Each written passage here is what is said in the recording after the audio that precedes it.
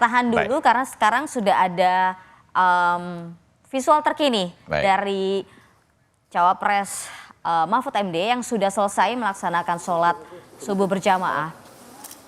Kita lihat apakah Mahfud akan memberikan keterangan kepada pers. Kegiatan hari ini mungkin ada persiapan khusus? Enggak, nanti ya saya nunggu jadwal aja kan. Mulainya kalau enggak salah jam 8, jadi saya berangkat jam setengah 8 dari sini. Kira-kira setengah 8 atau jam 7.45 gitu berangkat. Kemudian nanti Ya soalnya tadi kan jam 11 atau jam 12 saya ke Jakarta untuk melihat ya quick count dan laporan-laporan pelaksanaan pemilu dari berbagai daerah. Insya Allah secara garis besar kita nanti secara umum sudah akan melihat hasil pemilu sekitar jam 3 ya. Saya kira informasi resmi barangkali dari TV-TV mulai jam 3, tapi biasanya sebelum itu sudah beredar lewat berbagai media tentang perkiraan hasil akhir, dan resminya nanti hasil akhir itu menurut saya yang sudah bisa didengar itu ya sekitar jam 5 saya kira. Kita sudah melihat peta parpol yang dapat kursi berapa, calon presiden, calon wakil presiden, perolehannya seperti apa saya kira hari ini. Mari kita tunggu aja nih. Rakyat Indonesia saya kira sekarang harus memberikan keputusan atau pengadilan ke tata pemerintahan gitu ya, di dalam bentuk pemberian suara dengan penuh kesadaran dan tanggung jawab. Apapun hasilnya, pemilu ini adalah mencari pemimpin, bukan mencari musuh. Jangan sampai begitu selesai coblosan lalu diumumkan, lalu kita saling marah.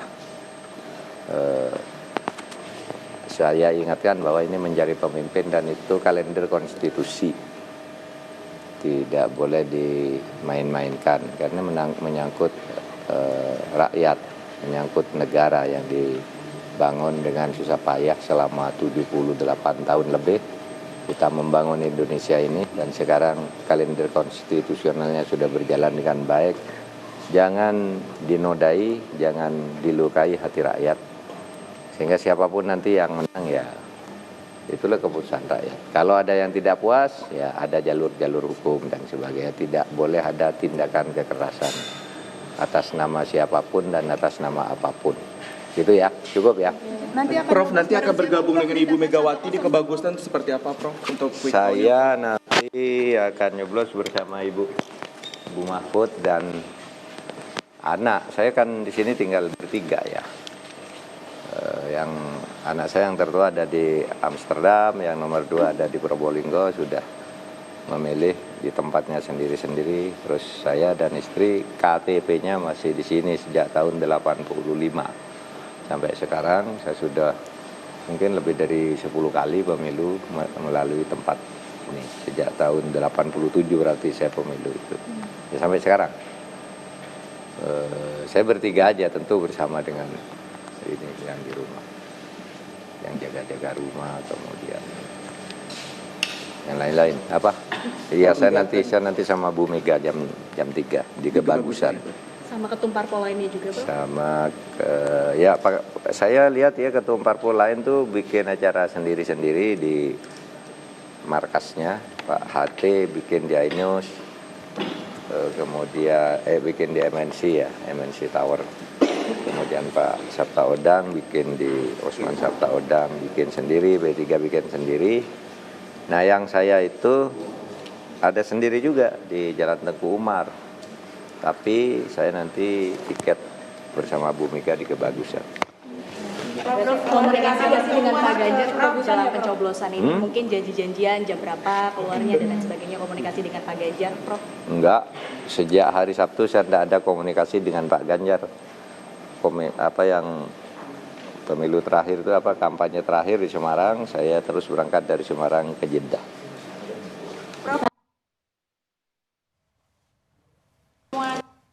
Bukan dianggap sebagai konsolidasi tokoh reformasi 98 yang dulu ada Siti Gandur untuk menegakkan menghadapi sisi gelap kekuasaan. Nah, Apa itu? Saya tidak dengar tuh siapa yang mau mengadakan agenda itu?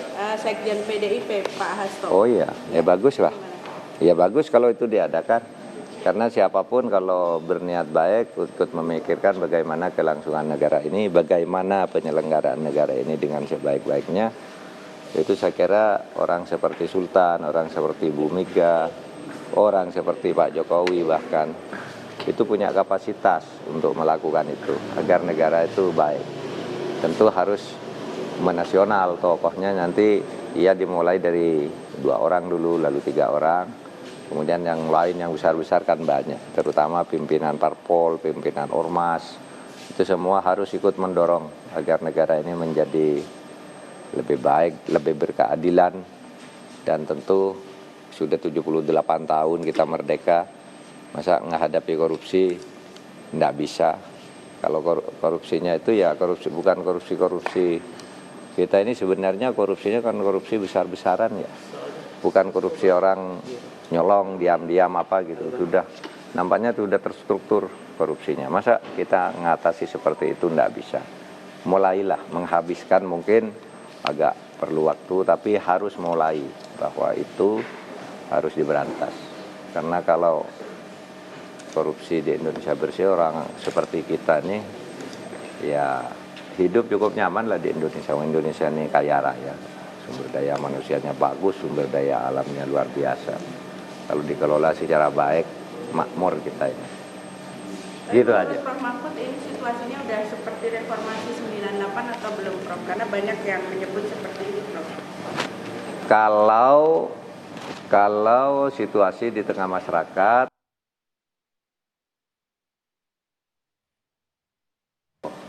situasi korupsinya mungkin sama parahnya. Sehingga kalau tidak segera diatasi dengan cara pemilu yang baik, bisa buruk akibat. Hasil hari ini, Prof, mungkin optimismenya dan lain sebagainya. Semalam Prof menyampaikan jika Prof jika hasil pada hari ini berbeda dengan survei yang... Iya, saya yakin lah.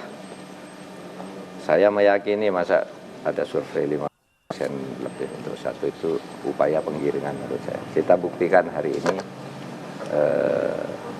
bahwa itu tidak terjadi. Optimistis 2 putaran ya, Prof ya? Pokoknya optimistis menang lah. Prof, baju kapelannya sama Mas Ganjar nanti datang ke TPS atau pakai baju khusus apa? Enggak, saya baju ini ke TPS bebas-bebas saja. Saya enggak tahu Mas Ganjar mau pakai baju apa ya. Kalau saya pakai baju biasa, mungkin pakai batik, mungkin pakai celana jeans biasa gitu. Kan yang penting suara. Optimis ya, Prof? Sangat tenang. Sejak kemarin lah, sejak habis kampanye itu, lalu saya ke Tanah Suci. Nah, di Tanah Suci saya mendapat pencerahan rohani gitu, lalu tenang banget. Udah jalani aja semuanya. Tuhan sudah mengatur semuanya.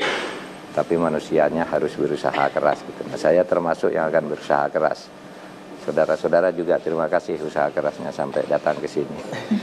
Kan usaha keras. Bu, semalam dapat sama cucu, Bu, didoain menang juga, Prof Mahfud, ini bagaimana? Enggak, ini biasa kalau setiap bulan sekali apa. Kami teleponan. Nggih, teleponan. Ya mendoakan aja tuh anak saya. Mudah-mudahan menang gitu. Anak kecil sudah mendoakan menang. Ibu bagaimana Bu melihat Prof Mahfud ini sudah 75 hari berkeliling kampanye mengikuti kontestasi cawapres gitu Bu, mungkin ada kesan-kesannya ataupun harapannya untuk pelaksanaan pemilu pada hari ini? Semangat, Bapak semangat, saya ikut semangat. Mendampingilah tugas Ibu. Sudah ya? Nggih. Ayo. Terima kasih. Nanti sarapan di sini sama-sama ya. Tadi statement atau pernyataan dari Mahfud MD dan juga istri yang selesai melaksanakan sholat subuh, kemudian memberikan keterangan kepada awak media. Tadi saya catat beberapa pernyataan dari Luhut dari Mahfud yang menyatakan bahwa jangan sampai pemilu pada tahun ini hati rakyat itu dinodai.